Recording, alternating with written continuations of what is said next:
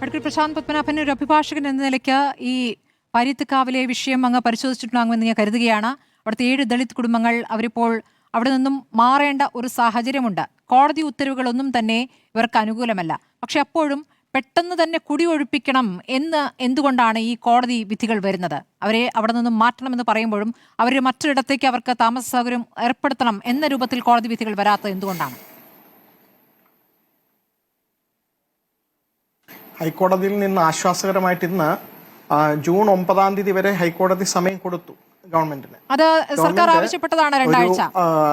ഇവരുടെ ജീവിക്കാനുള്ള അവകാശം, അതെ, ആ സമയത്തിനുള്ളിൽ ഒരു അനുയോജ്യമായ പ്രദേശം കണ്ടെത്തി അവർക്ക് പുനരധിവാസത്തിനുള്ള ക്രമീകരണങ്ങൾ നടപ്പാക്കാൻ കഴിഞ്ഞാൽ ആ പ്രശ്നം അവിടെ പരിഹരിക്കപ്പെടും. അതല്ല, ഗവൺമെന്റ് അത് കഴിയുന്നില്ല എന്നുണ്ടെങ്കിൽ ഹൈക്കോടതിയല്ല സുപ്രീം കോടതിയാണെങ്കിലും പുതുതായിട്ട് അധികാരമേറ്റ ഒരു ഗവൺമെന്റിന് തീർച്ചയായിട്ടും സമയം കൊടുക്കും എന്ന് തന്നെയാണ് എന്റെ പ്രതീക്ഷ. കാരണം ഇത് ജീവിക്കാനുള്ള ഒരു അവകാശമാണ്, റൈറ്റ് ടു ലൈവ്ലിഹുഡ്. ഇപ്പം താങ്കൾ നേരത്തെ സൂചിപ്പിച്ചതുപോലെ സിവിൽ ഇഷ്യൂ ഒക്കെ 2 വ്യക്തികൾ, പ്രൈവറ്റ് പാർട്ടികൾ തമ്മിലുള്ള കേസ് സുപ്രീം കോടതി വരെ പോയി. സുപ്രീം കോടതിയിൽ നിന്ന് അവിടെ താമസിക്കുന്നവർക്കെതിരായിട്ടുള്ള വിധി വന്നു. അതൊരു പ്രൈവറ്റ് ഡിസ്പ്യൂട്ടാണ്. അത് വീണ്ടും ഹൈക്കോടതിയിൽ പോയപ്പോൾ സബ്സ്റ്റാൻറ്റീവായിട്ട് റെപ്രസെന്റേഷൻ ഉണ്ട് എന്ന് പറഞ്ഞ് അത് അത്ര ശരിയാണോ എന്നുള്ള കാര്യത്തിൽ എനിക്ക് സംശയമുണ്ട്. കാരണം ജീവിക്കാനുള്ള അവകാശമാണ്, എല്ലാവർക്കും നോട്ടീസ് കൊടുത്ത് അതിൽ അഫക്റ്റഡ് ആയിട്ടുള്ള എല്ലാവരെയും വേറെ വേറെ കേട്ടിട്ട് വേണം ഓർഡർ ഇടാൻ. പക്ഷെ എനിവേ ഹൈക്കോടതി ഓർഡറും അത് സുപ്രീം കോടതി അതിനെതിരെയും സുപ്രീം കോടതിയിൽ വീണ്ടും വന്നിരുന്നു. അവിടെയും സുപ്രീം കോടതി അത് ശരിവെക്കുകയാണ് ചെയ്തത്. അതുകൊണ്ട് ആ കേസ് സിവിൽ ഡിസ്പ്യൂട്ട് എയും ബിയും തമ്മിലുള്ള ഒരു തർക്കം തീർന്നു കഴിഞ്ഞാൽ ഗവൺമെന്റിന് അതിൽ പെട്ടെന്ന് പ്രത്യേകിച്ച് ഒരു മാറ്റം വരുത്താൻ ഒന്നും ചെയ്യാൻ കഴിയുകയില്ല. ചെയ്യാൻ കഴിയുന്നത് പ്രാക്ടിക്കലായിട്ട് അവരെ അവിടെ നിന്ന് മാറ്റി അവർക്ക് ജീവിക്കാനുള്ള അതേ സാഹചര്യങ്ങൾ കിട്ടുന്ന, ഇപ്പൊ എന്തെങ്കിലുമൊക്കെ ജോലി ചെയ്ത് ജീവിക്കുന്നവരാണെങ്കിൽ സമീപ പ്രദേശങ്ങളിൽ തന്നെ ഒരു അനുയോജ്യമായ സ്ഥലം കണ്ടെത്തുക എന്നൊക്കെയുള്ളത് വലിയൊരു ചാലഞ്ചാണ്.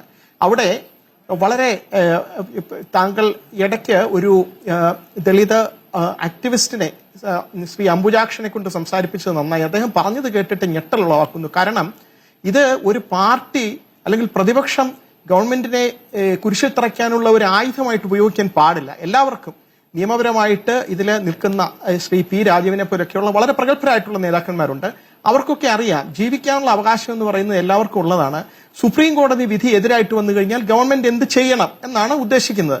അത് പ്രതിപക്ഷം ഗവൺമെന്റുമായിട്ട് ചർച്ച നടത്തിയിട്ട് അതിൽ മുഖ്യമന്ത്രിക്കും പ്രതിപക്ഷത്തെ വിളിച്ചിട്ട് ഇതിലൊരു സമവായം ഉണ്ടാക്കിയിട്ട് എന്താണ് പരിഹാരത്തിനുള്ള ഇമ്മീഡിയറ്റ് ആയിട്ട് നിർദ്ദേശങ്ങൾ വെക്കാനുള്ളത്, ഇതിന് ഒരു സത്വരമായിട്ടുള്ള നടപടികൾ എടുക്കേണ്ടതുണ്ട്. ഹൈക്കോടതിയിൽ വീണ്ടും സമയം വേണമെങ്കിൽ ചോദിക്കാം.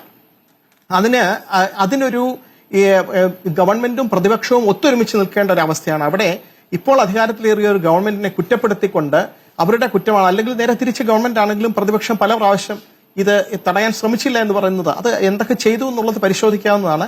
ഏതെങ്കിലും സ്ഥലം കണ്ടെത്തിയിട്ടുണ്ടോ, അവിടെ എന്താണ് ഗവൺമെന്റ് അത് വിട്ടുകൊടുക്കുന്നതിനുള്ള തടസ്സം, ഇങ്ങനെയുള്ള കാര്യങ്ങൾ ചർച്ച ചെയ്ത് വളരെ പെട്ടെന്ന് തന്നെ ഒരു തീരുമാനമെടുത്ത് ഹൈക്കോടതി അറിയിക്കുന്നത് നന്നായിരിക്കും. അത് അത്ര പെട്ടെന്ന് ചെയ്യാൻ കഴിഞ്ഞില്ലെന്നുണ്ടെങ്കിൽ തീർച്ചയായിട്ടും വീണ്ടും സമയം കിട്ടുന്നതാണ് എന്നാണ് പ്രതീക്ഷ. സാധാരണഗതിയിൽ ഇങ്ങനെയുള്ള എല്ലാ കേസുകളിലും ഹൈക്കോടതിയിൽ നിന്നോ സുപ്രീം കോടതിയിൽ നിന്നോ സമയം കിട്ടാറുണ്ട്. നേരത്തെ വന്നത് വളരെ ടെക്നിക്കൽ ആയിട്ടുള്ള ഒരു വ്യൂ ആണ്. സിവിൽ ഡിസ്പ്യൂട്ട് എയും ബിയും തമ്മിലുള്ളത് തീർത്തു, അതുകൊണ്ട് ബി അവിടെ നിന്ന് ഇറക്കി മാറ്റണം എന്ന് പറയുന്നത്. അത് അൾട്ടിമേറ്റ്ലി അത് ചെയ്യേണ്ടി വരുമെന്ന് കൂട്ടിയാൽ പോലും അവിടെ അങ്ങനെ ഒരു സാഹചര്യം ഗവൺമെന്റ് കിട്ടാനാണ് ഞാൻ സാധ്യത കാണുന്നത്. രണ്ടാമത്തെ, ഈ മുനമ്പം വിഷയം കുറച്ചുകൂടെ കോംപ്ലിക്കേറ്റഡ് ആണ്. മുനമ്പം വിഷയത്തിൽ ഇപ്പൊ സുപ്രീം കോടതിയിൽ ഈ ഹൈക്കോടതിയുടെ ഒരു ഒബ്സർവേഷൻ സ്റ്റേ ചെയ്തിരിക്കുന്നു. അതൊരു ഇന്ററിം ഓർഡറാണ്, ഇടക്കാല വിധിയാണ്. ഇടക്കാല വിധി വന്നതുപോലെ തന്നെ പോവുകയും ചെയ്യും. സുപ്രീം കോടതിയിൽ കേരള ഗവൺമെന്റ് ഒരു അപേക്ഷ സമർപ്പിക്കുകയാണ്, ഇവിടെ ഞങ്ങളൊരു വലിയ പ്രശ്നം ഫേസ് ചെയ്യുകയാണെന്ന് പറഞ്ഞു കഴിഞ്ഞാൽ ആ സുപ്രീം കോടതി വീണ്ടും ആ ഇടക്കാല ഉത്തരവ്, അത് തന്നെയല്ല ഈ അമെന്റ്മെന്റ് വന്നിരിക്കുന്നതൊക്കെ വളരെ ദോഷകരമായിട്ടുള്ള, വളരെ ദൂരവ്യാപക പ്രത്യാഘാതങ്ങൾ ഉണ്ടാക്കുന്ന ചില വകുപ്പുകളുണ്ട്.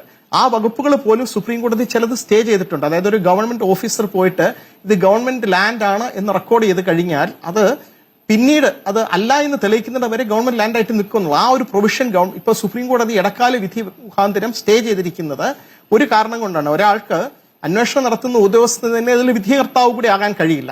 അപ്പൊ അങ്ങനെയുള്ള ഒരു സാഹചര്യത്തിൽ എന്താണ് അതിനുള്ള റെമഡി എന്ന് പറയുന്നത്? വേറൊരു ട്രിബ്യൂണലിലേക്ക് പോവുക, വഖഫ് ട്രിബ്യൂണലിലേക്ക് ഗവൺമെന്റ് പോവുകയാണ്. ഗവൺമെന്റ് ഇതൊരു പ്രസ്റ്റീജ് ഇഷ്യൂ ആയിട്ട് എടുത്ത് ലീഗൽ ഫൈറ്റിൽ ഇറങ്ങി തിരിച്ചു കഴിഞ്ഞാൽ എല്ലാവരും വളരെ വലിയ നിയമപരമായ പ്രശ്നങ്ങൾ നേരിടും. ഫാറൂഖ് കോളേജിന് കൊടുത്ത ഒരു ഇത് വഖഫായിട്ട് കൊടുത്തതാണെങ്കിൽ പിന്നെ തിരിച്ചു മേടിക്കാൻ അവകാശമില്ല. വഖഫ് എന്ന് പറഞ്ഞു കഴിഞ്ഞാൽ സമർപ്പിച്ചു കഴിഞ്ഞ ഒരു ദൈവത്തിന് സമർപ്പിക്കുന്ന ഒരു പ്രോപ്പർട്ടി തിരിച്ചു മേടിക്കാനുള്ള അവകാശമില്ല. അതല്ലെങ്കിൽ അതിനു മുമ്പ് ഗവൺമെന്റിൽ നിന്ന് എത്ര വർഷത്തേക്കാണ് ഈ സേട്ടിന് ഇത് കിട്ടിയതെന്നുള്ള ചോദ്യം വരും. ഇങ്ങനെയുള്ള വിഷയങ്ങളെല്ലാം തുറന്നു പരിശോധിക്കുകയും ഗവൺമെന്റ് ഇതിലേക്ക് ഇടപെടാൻ തീരുമാനിക്കുകയും ചെയ്യുകയാണെങ്കിൽ വളരെ വലിയ പ്രത്യാഘാതങ്ങൾ ഉണ്ടാകും മുനമ്പം കേസിൽ. അതുകൊണ്ട് അവിടെയും നല്ലത് സമാജത്തിലേക്ക് പോകുന്നതാണ്. നേരത്തെ മുസ്ലിം ലീഗ് പറഞ്ഞിരുന്നു ഞങ്ങൾ ആരെയും